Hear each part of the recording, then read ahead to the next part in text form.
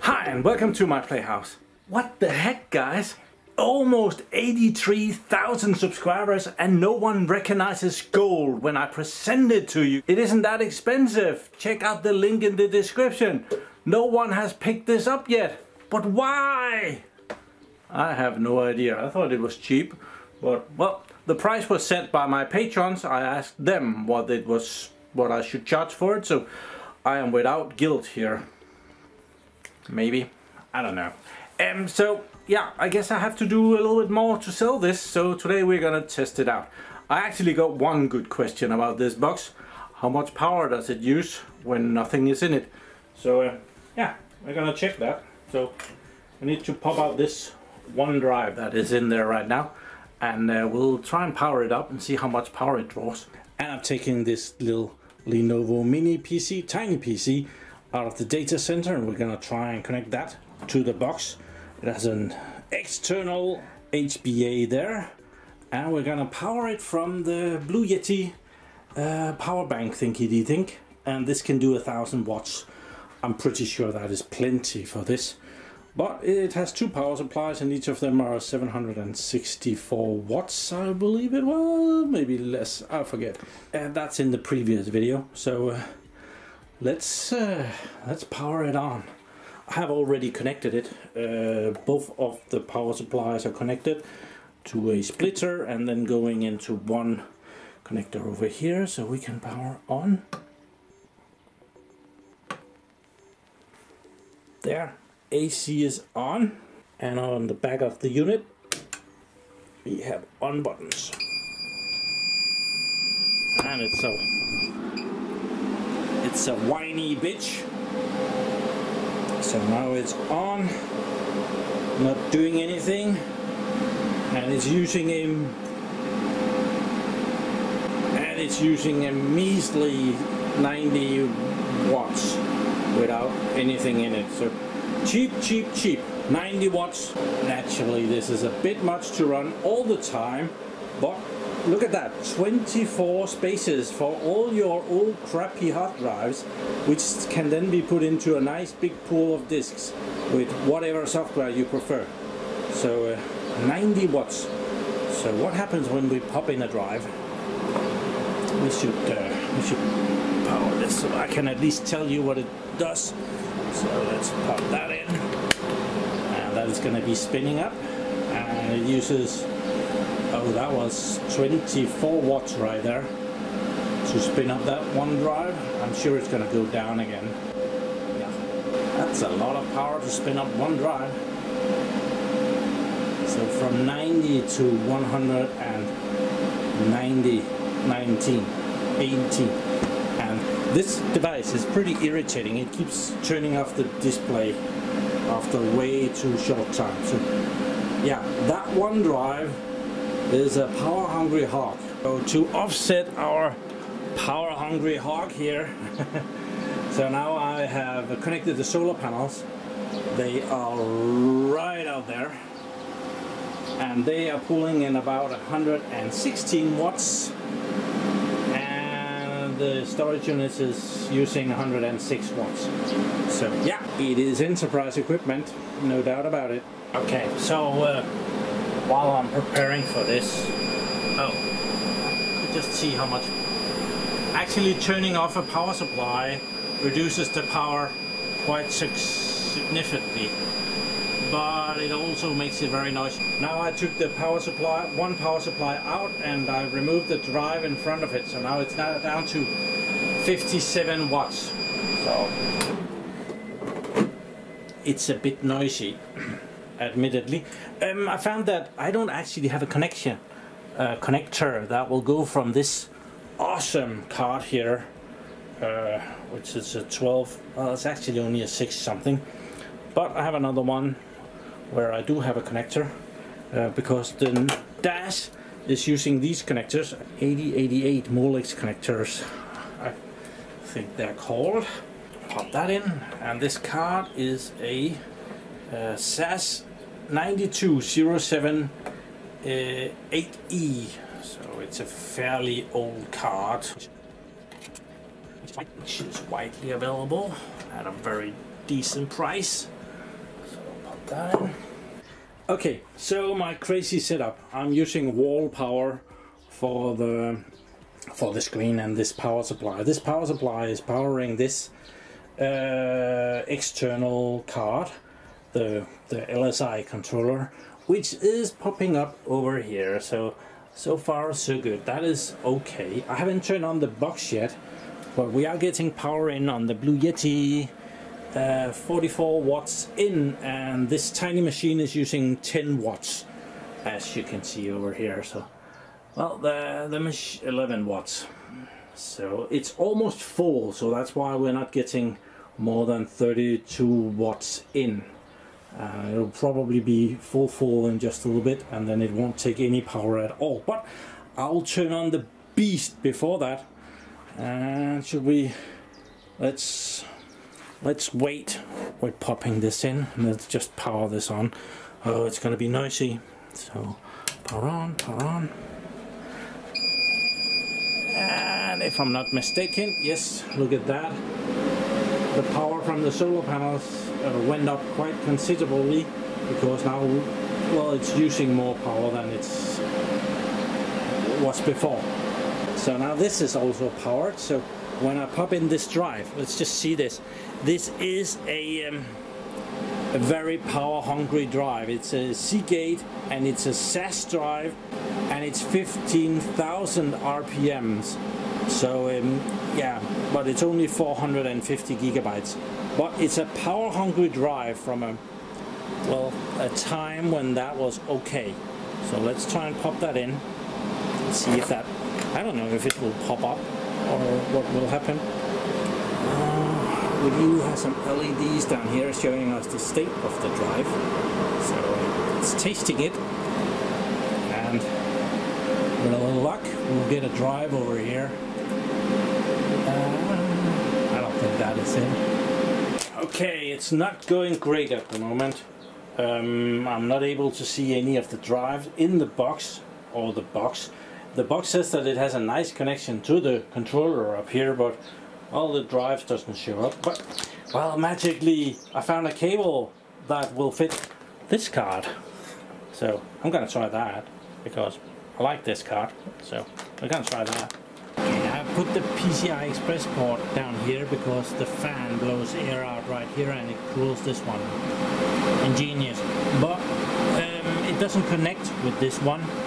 There's an LED down here on the dash, and that is orange. And with the other card, which is right there now, it actually was green. So I think I was apparently having more luck with this. As you can see, the card is still in. After a reboot of the machine, it actually turned green down there. So it's impossible to film as I have set it up this way. But it keeps the card very nice and cool back there. And I do see the card. And the box keeps track of the drives, but it doesn't present it to the computer in some way.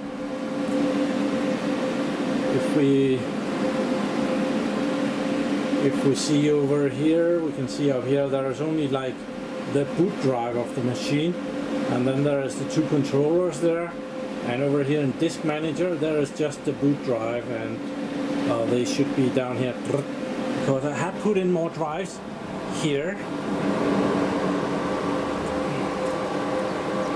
I have been testing all sorts of drives. Well, I figured out that it doesn't like SATA drives at all. If I put in a SATA drive, it doesn't even spin up. So no SATA drives. Then when I put in a SAS drive, it checks it out, and then it doesn't do anything more with it. Funny enough, this SAS drive, which was the one that was in it, that one is green and nice and choppy and happy. So maybe this system is using 520 bits, so the drives has to be formatted in that weird thing for them to work in here. And as I'm testing with drives that are 512-bit formatted, it doesn't work, and this one works because I never have reformatted that. Might be it. I have no idea. But as soon as I take one of them out, let's just try that. If I just pop this one out, yeah, it gets pissed at me for removing a drive. If I put it back in, it takes a little bit, and it realizes, oh, my happy drive is back. So if we take a new drive that it hasn't seen before, this one for example, that is a drive that goes in that way, SUN drive, and this is a whatever. This is out of a NetApp dash. So let's try and pop that and see what it says.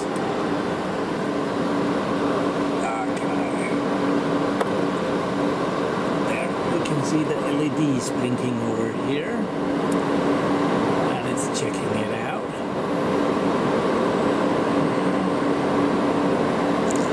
Difficult to fill. Oh, there it is. Oh, that actually stays on green.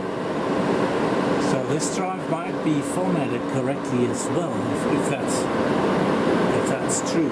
All the other ones that I put in, they don't show anything. So I actually took this one because, oh, that comes out of a storage unit as well, so it might be different in some, and it is. This one keeps green and that one keeps green. So, okay, so now I'm trying with another controller card. This is a rate controller, so I'm gonna check if the rate controller sees anything. Disk utility, unable to access disks. I'll have a look at this and see if there's anything to see. Okay, there's a little light in the darkness. Manage arrays, no arrays. Create array. Ooh, we have a Seagate drive. It's the 450 gigabyte drive that I was already seeing all the time. So yeah, that is weird as heck. But that one shows up. The other ones, not so much. Let's see if it sees anything else. Initialized drives. It only sees that one. Rescan drives, searching for drives. Come on, you can do it. Would be very nice if it found some more drives. Nope, that's the only one it likes. Oh, I found some more here. Look at that, it actually sees the drives. So why does that Seagate work and the other ones not so much? I wouldn't know. A definite improvement that we can see the drives that we put in there, even if they don't work. It only sees the larger drives as like 2 terabytes, so that might be an issue. I found that I can actually format the drives, like there, verified drive media and identified drive, but format drive, I think we should try that. I picked the smallest one. I have no idea how big that is, but yeah, let's try and format disk. It's gonna take forever and ever, but maybe afterwards it will be working. Are you sure? Yes, yes. And you can now fill out your pension papers. So it's a wonderful day outside, so I've just been mowing the lawn, and I've just been opening up the pool and getting ready to get that ready for the, oh, it's back here, getting it ready for this year. And over here the formatting of the drive is still going on. Camera just for the lighting, just a second, there we are. It's still going. And what do we have? We have like 6 drives up here running. In here they are seen, they're not all doing much, and over here we are using 163 watts, and we have 139 watts coming in from the solar panels. Can you see that at all? Now you can. We have power coming in from the solar panels, so yeah, we're almost making as much power as it is using right now. There's a 24-25 watt difference. Okay, after a million years we do get something. Hardware error. Escape to continue. That took hours and got us absolutely nowhere. That's irritating. So that was this RAID controller. I just happened to have one more, so let's try that. So this one was an Adaptec RAID controller, actually SUN branded, so yeah, that's the best result we've gotten so far. So now we're gonna have a look at this one, which is an MR-SAS 3286 CV8E. So two interfaces here, and something, a cache controller. Should have a battery here, it does not. So yeah, let's try that and see if we are lucky.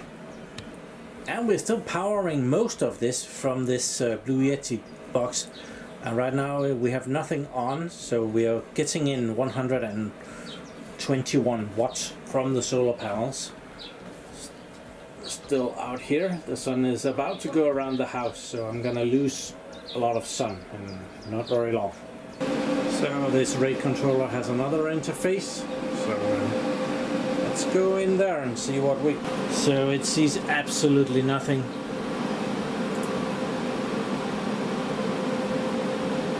Physical view.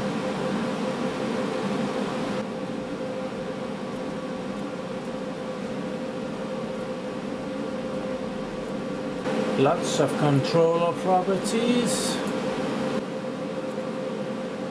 Oh, RAID 6 and RAID 5 and cache offload.